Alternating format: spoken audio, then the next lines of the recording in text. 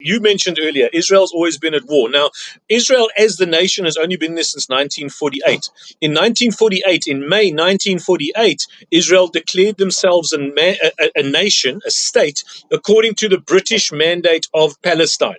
Now, they called it the British Mandate of Palestine. They didn't call it the British Mandate of Jordan and Israel, which is the area of Palestine. France had the mandate of Transjordan, and England had the mandate of the Israel, what we now call the Israel side of Jordan. And they, as a charter, gave Israel the right to determine themselves as a state, and they did in May 1948. And 1 week later, Israel was attacked by 5 of its neighbors.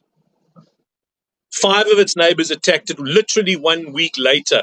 And that's when a lot of the Palestinians in Israel got displaced. And it's also when a lot of the Jews in the rest of the Arab world, the previous Ottoman Empire, got displaced and were thrown out of the Arab regions. There was about 1 million of the Palestinians displaced, just under 1 million Jews that were thrown out of the rest of the Arab world. Some of them went to Israel, which backfired on the Arab region because it solidified Israel, and others went to different parts in the world as well. But they were attacked immediately. So if you zoom out of the situation, you look that Israel is not the majority in this conflict. They are the minority in this conflict. And that's an observation, not a criticism of any of the two.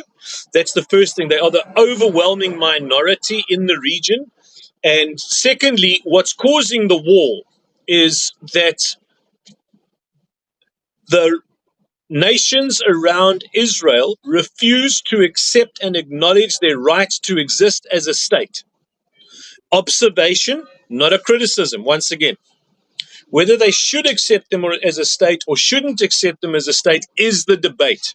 But that's what's causing the war.